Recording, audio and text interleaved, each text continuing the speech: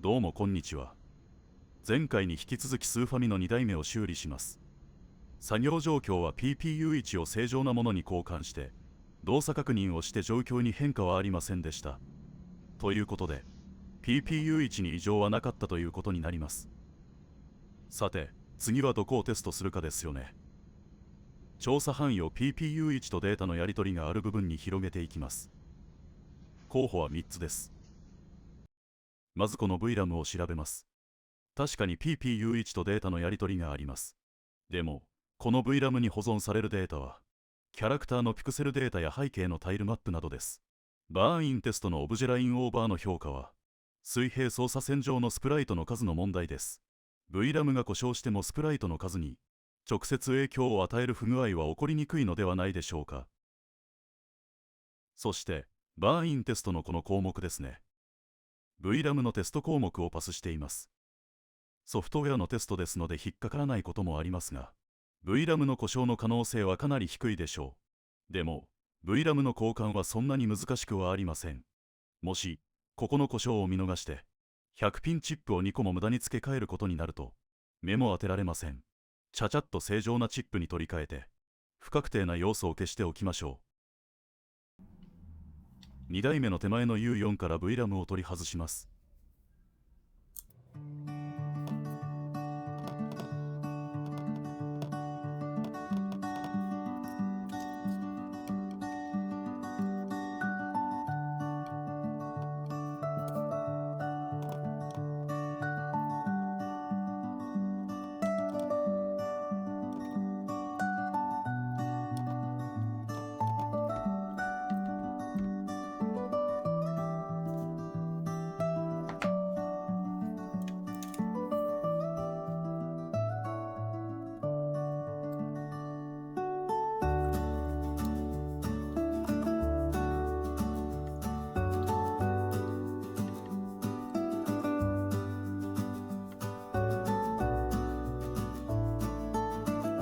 1台目から正常な VRAM をいただきます。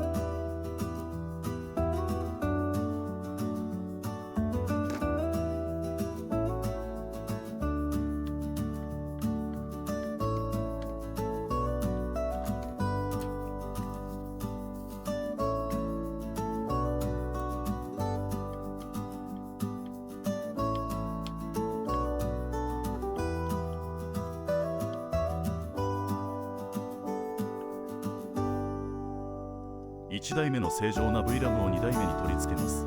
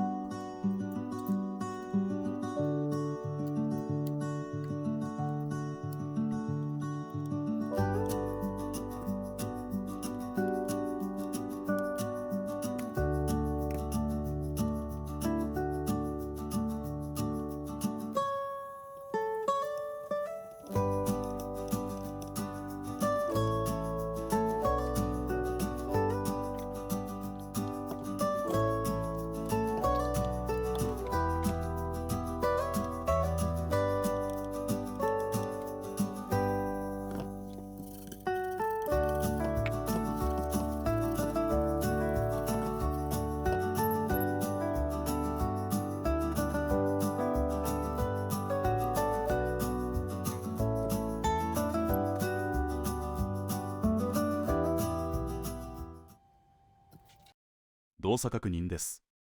映り込みがあったので静止画像で失礼します。状態変わらずです。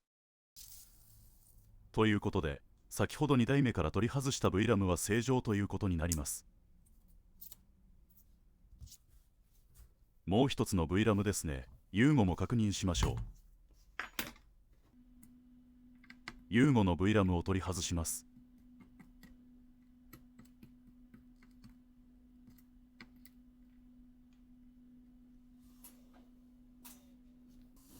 U4 についていた VRAM が正常ということになりましたので、それを融合に取り付けます。VRAM が2個とも同時に壊れていたら泣くしかないですね。全く同じ作業なので飛ばします。動作結果です。こちらも状態に変化なしです。ということで、この2台目の融合から取り外した VRAM も正常です。残る候補はあと2つです。PPU2 と CPU ですね。両方とも取り付けが面倒な100ピンのチップ。できれば一発で当たりを引きたいところです。まず PPU2 を見てみましょう。PPU2 の役割は PPU1 で生成されたスプライトの画像データを受け取りカラーパレットを適用して着色します。つまり PPU1 ですでにスプライトの配置がなされて、スキャンラインごとのスプライト表示数上限の計算が終わっていることになります。なので PPU2 に不具合があってもオブジェラインオーバーがフェイルになることは考えにくいのではないでしょうか。バーンインテストの結果ですが PPU2 に関するところはここです。この CG ラムがカラーパレットのテスト項目です。パスはしてますがスプライト表示数上限とは関係のない処理なのであまり意味がありませんね。次にもう一つの候補 CPU を調べてみましょう。もし CPU が故障した場合オブジェラインオーバーがフェイルになるのでしょうか。CPU 内部の DMA が PPU1 の OAM にスプライト情報を書き込みます。その際に故障で誤った処理が行われたら、スプライトの表示上限のエラーが発生する可能性があります。ただ、DMA 制御回路が壊れた場合これぐらいの症状で済むでしょうか。そして、DMA 制御回路に関係するバーンインテストの項目がこれです。DMA メモリーは DMA 転送時のメモリ領域の整合性テスト。VH フラグは水平同期信号。H ブランクと垂直同期信号。V ブランクの読み込みテスト。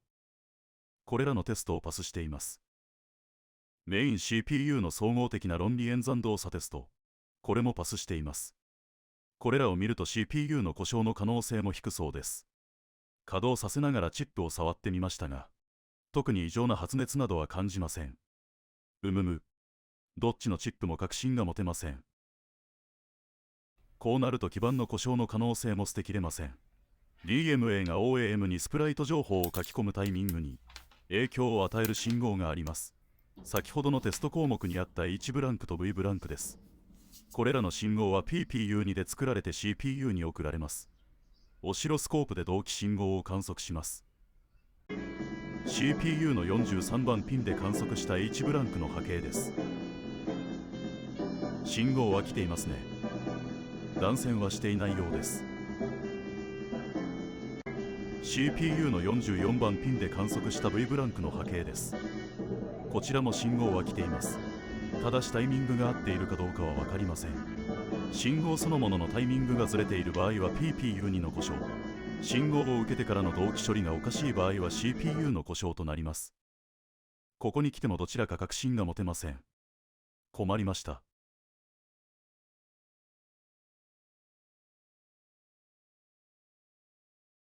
わからないなら暗闇に向かってショットガンをぶっ放せばいいのですよ。不確定な要素をすべてぶっ潰して残ったものが真実です。ということで PPU2 を取り替えます。1台目から正常な PPU2 をいただきます。もう主要なチップがなくなってきました。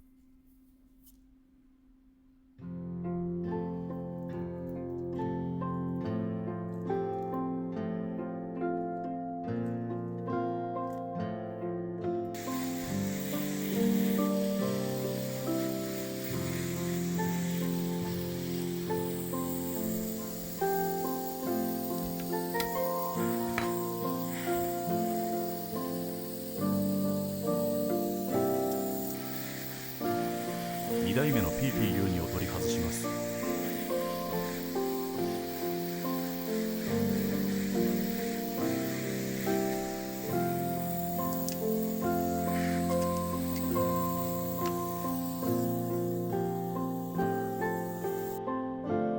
正常な PPU2 を取り付けます。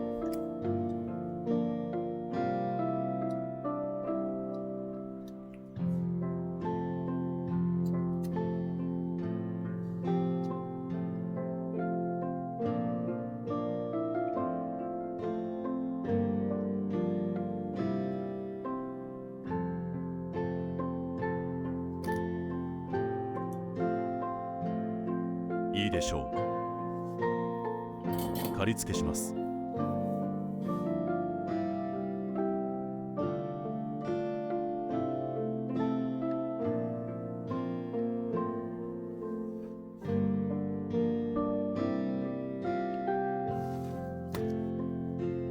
この位置合わせのチェックが重要です。しっかりピンのズレがないかチェックしてください。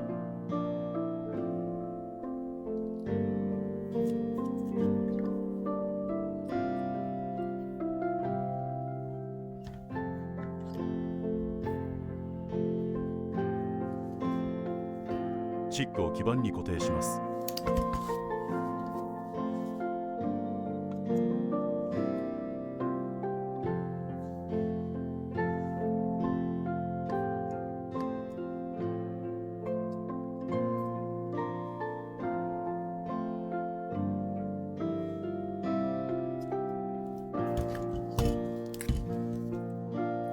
あとは黙々と足をハンダ付けします。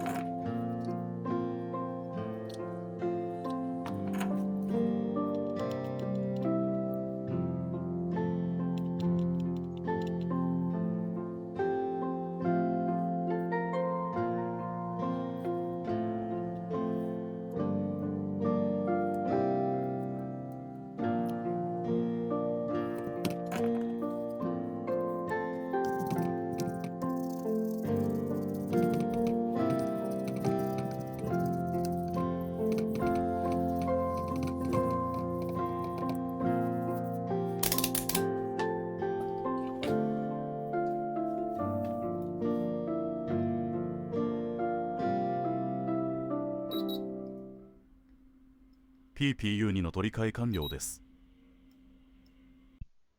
動作確認です。ダメですね。外れです。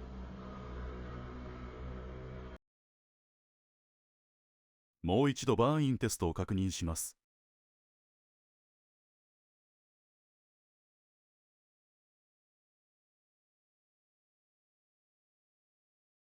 オブジェラインオーバーだけフェイル。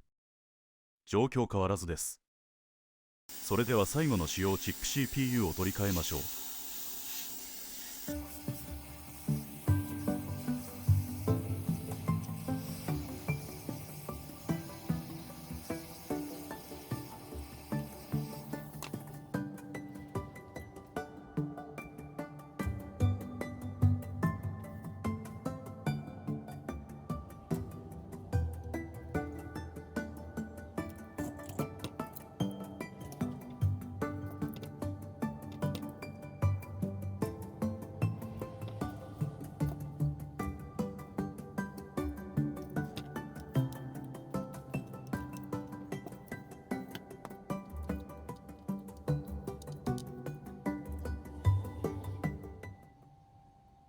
100ピンチップの取り替えも3個目になると慣れたものです。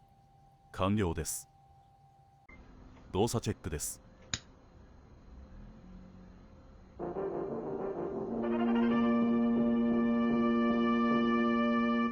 お、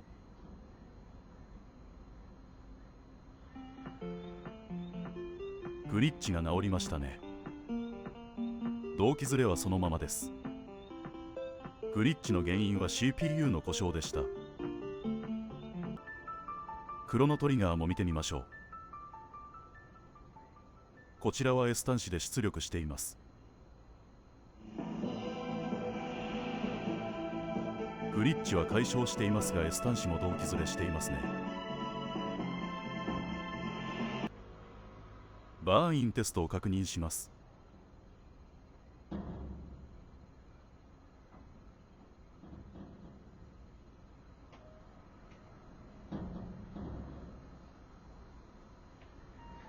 すべてパスしました。犯人はこの CPU でした。もう少しですね。同期ずれの原因を探ります。 AV 端子のコンポジット信号です。映像信号が崩れているのが分かります。 RGB エンコーダーが出力するコンポジット信号です。ここまでは正常な信号が来ていますね。おそらく映像用のカップリングコンデンサが原因でしょう。 S 端子も同期ずれしていましたので両方変えておきましょう。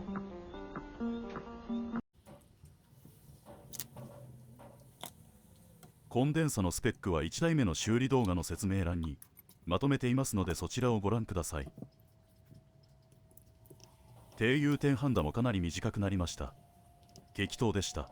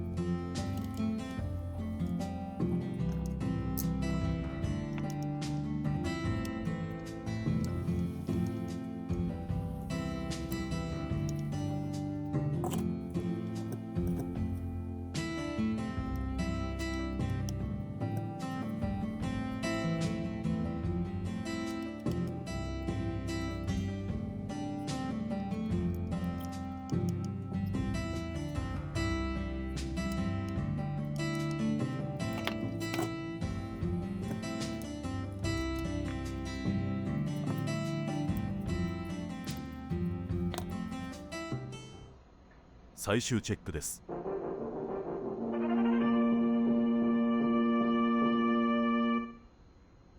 同期ずれ治りましたね。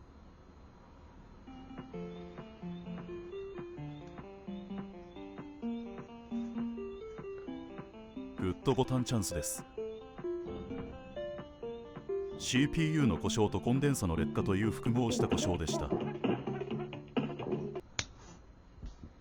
S 端子はどうでしょうか。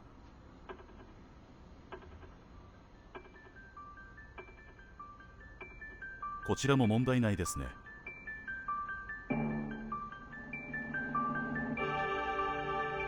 そういえばタイトル画面はこうでしたね。ちゃんとクロノトリガーになりました。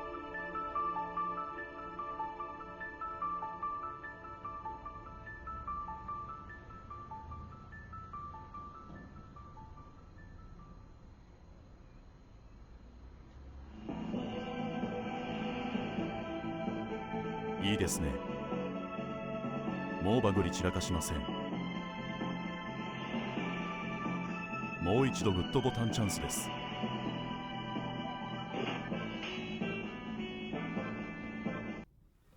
CPU の故障、意外な結果でした。 DMA のタイミング制御ロジックの局所的な破損でしょうかね。ひょっとしたらハンダクラックの可能性もあるので、もう一度つけて試してみてもいいですね。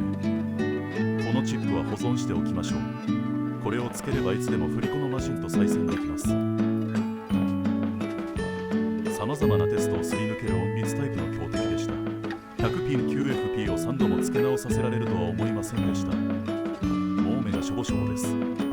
次回は少し休憩していろんな意味でソフトなネタにしようと思います。コッパさんの作業台ではこのような動画を作っています。もし気に入っていただけたならチャンネル登録と高評価をお願いします。最後までご視聴ありがとうございました。